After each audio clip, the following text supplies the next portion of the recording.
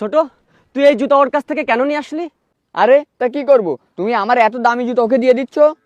ছোট, তুই ওদের দিকে একবার তাকা। তোর যে সিরা জুতো ওইখানে ফেলাই দিছিলাম, ওই জুতোটা পেয়ে খুব খুশি হয়েছিল। দেখ, এই শীতে ওদের পায়ে জুতা স্যান্ডেল কিছুই নাই। এই জুতা যদি ওকে দিয়ে দিতাম, তোর কি মেলা ক্ষতি হয়ে যেত?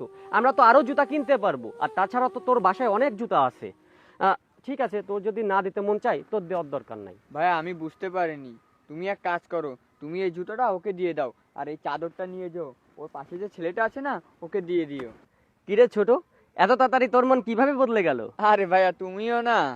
ছোট, আজকে না একটা জিনিস শিখতে পারলাম। যে জিনিসটা আমাদের কাছে কোনো মূল্য নেই, সে জিনিসটা কারো কাছে না কারো কাছে অনেক মূল্যবান।